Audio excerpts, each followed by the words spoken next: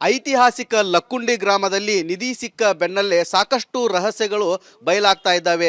ಗದಗ ತಾಲೂಕಿನ ನಾಗಾವಿ ಗ್ರಾಮದಲ್ಲಿ ಕೂಡ ಸಾಕಷ್ಟು ನಿಧಿ ಇದೆ ಎನ್ನುವ ಮಾತುಗಳು ಕೂಡ ಕೇಳಿ ಬರ್ತಾ ಇದ್ದಾವೆ. ನಾವಿವಾಗ ಏನು ನಾಗಾವಿ ಗ್ರಾಮದ ಕೋಟೆ ಬಸವೇಶ್ವರ ದೇವಸ್ಥಾನದಲ್ಲ ಬಳಿ ಇದ್ದೇವೆ. ಇಲ್ಲಿ ನಾವು ನೋಡ್ತಾ ಇರ್ಬೋದು, ಏನು ಕಲ್ಯಾಣ ಚಾಲುಕ್ಯರು ಮತ್ತು ವಿಜಯನಗರ ಕಾಲದಲ್ಲಿ ಈ ಒಂದು ದೇವಸ್ಥಾನವನ್ನು ನಿರ್ಮಾಣ ಮಾಡಿರುವಂತಹ ಇತಿಹಾಸದಿಂದ ಗೊತ್ತಾಗುತ್ತೆ. ಈ ಒಂದು ದೇವಸ್ಥಾನ ಸುತ್ತಮುತ್ತಲೂ ಕೂಡ ಸಾಕಷ್ಟು ಸಿರಿ ಸಂಪತ್ತು ಇದೆ ಅಂತೇಳಿ ಕೂಡ ಗ್ರಾಮಸ್ಥರು ಹೇಳ್ತಾ ಇದ್ದಾರೆ.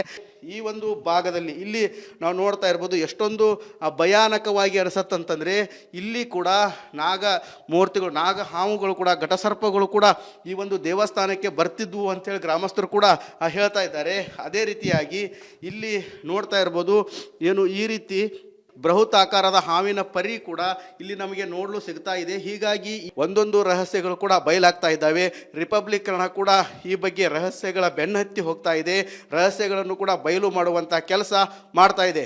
ಕ್ಯಾಮ್ರಾಮ್ಯಾನ್ ಮಂಜುನಾಥ್ ಜೊತೆ ಮಂಜು ಪತ್ತಾರ್, ರಿಪಬ್ಲಿಕ್ ಕನ್ನಡ, ಗದಗ್.